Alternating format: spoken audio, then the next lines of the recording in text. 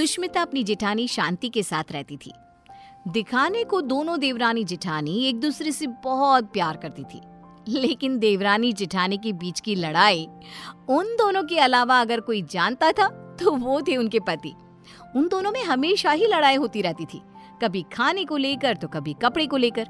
ऐसे ही एक दिन सुष्मिता का पति वरुण अपनी पत्नी और अपनी भाभी शांति से कहता है, सुष्मिता भाभी और भैया, मैं सोच रहा था कि इस घर में एक नौकर रख लेते हैं, क्योंकि इस बड़े से घर में मेरी भाभी माँ और मेरी प्यारी पत्नी के अलावा और कोई नहीं रहता। इस घर की सफाई करने में इन दोनों का कितना समय बीत जाता है, ये हमारे लिए खाना कैसे बना पाएंगी। तो मैं सोच रहा हूँ कि इस घर में एक नौकर को ले आता हूँ। वरुण, आइडिया बुरा नहीं है, लेकिन इन दोनों का झगड़ा देखकर मुझे लगता है कि हमें 2 नौकर रखने चाहिए। भैया, इतना बजट कहाँ है कि हम 2 नौकर रख सके। अरे आजकल नौकर कितने महंगे हो गए हैं। ये बात तो है। ठीक है, फिर 1 नौकर रख लेते हैं। हाँ, इस घर में नौकर ले आओ, लेकिन 1 नहीं 2, क्योंकि जो नौकर मेरा काम करेगा, मैं नहीं चाहती कि वही नौकर मेरी जेठानी का भी नौकर बनकर रहे। हाँ, मैं भी नहीं चाहती कि मेरा नौकर तेरा काम करे। हाँ, तो कह दीजिए ना जेठ जी को कि आपके लिए भी नौकर ले आए वो। हाँ, मेरा पति मेरे लिए नौकर तो ले ही आएगा ना, क्यों नहीं लाएगा। इस तरह दोनों के बीच एक बार फिर से झगड़ा हो जाता है। ये देख वरुण और विक्रम उन दोनों की लड़ाई में ना पड़ते हुए अपने अपने काम पर निकल जाते हैं, और काम पर जाते जाते दोनों भाई आपस में एक दूसरे से बात करते हैं।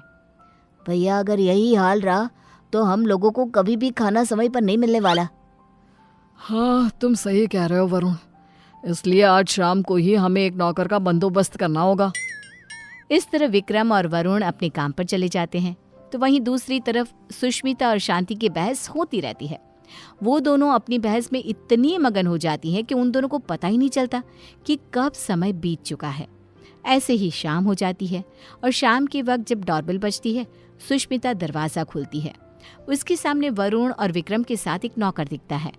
उस नौकर को देखकर सुष्मिता वरुण से कहती है, अरे वाह वरुण जी, आप तो आज सुबह नौकर की बात कर रहे थे, और देखो शाम को आप नौकर भी ले आए अपने साथ।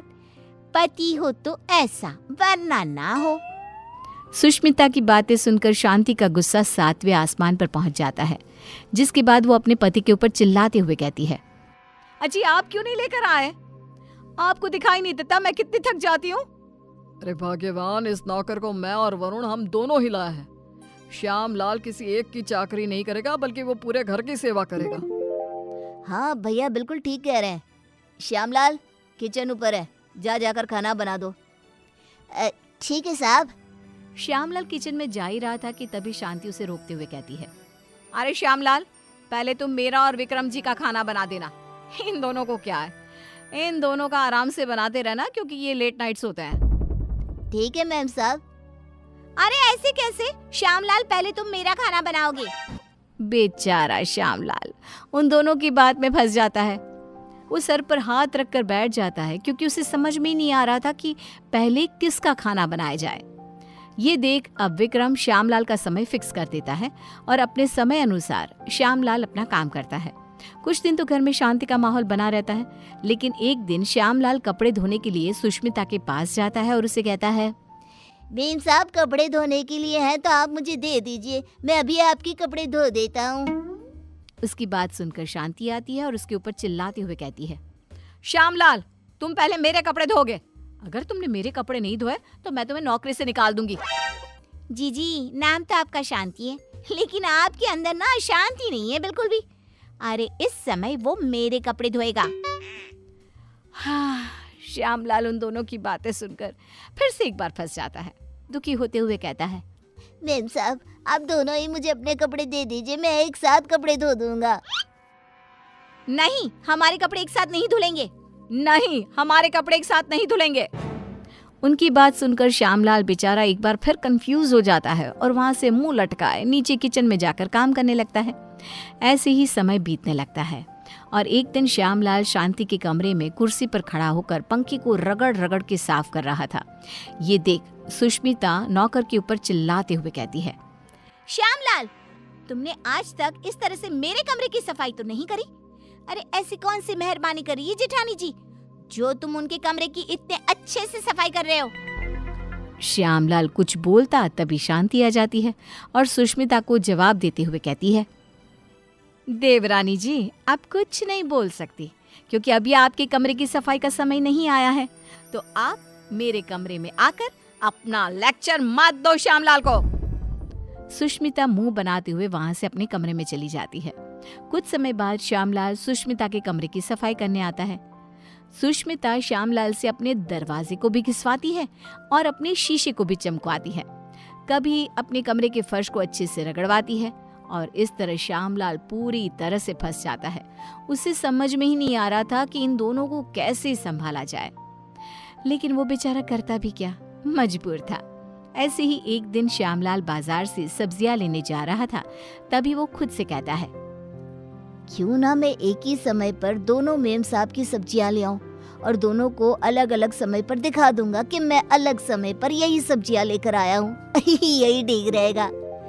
इस तरह श्यामलाल सब्जियों को लेकर आ जाता है, लेकिन जैसे ही वो घर में घुसता है वैसे ही उसके सामने सुष्मिता और शांति खड़ी होती है। ये देख श्यामलाल के पसीने छूट जाते हैं। ये देखकर सुष्मिता कहती है, क्यों श्यामलाल, तुम्हारे पसीने क्यों छूट रहे हैं? तुमने कोई गलत काम किया है क्या?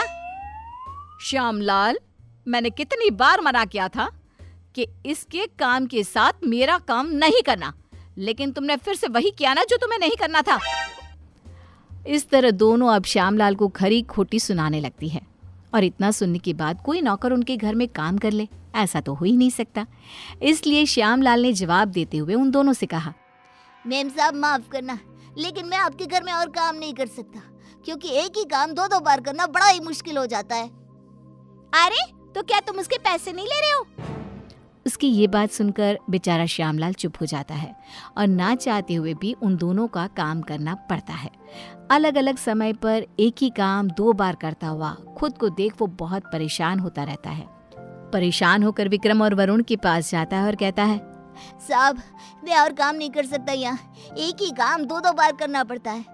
अरे एक काम अगर कोई 2 बार करेगा तो परेशानी हो जाएगा ना, इसलिए मैंने अब ठान लिया है कि इतने कम पैसों में मैं नहीं काम करने वाला। अगर आपको काम करवाना है तो आप किसी दूसरे नौकर को ढूंढ लो।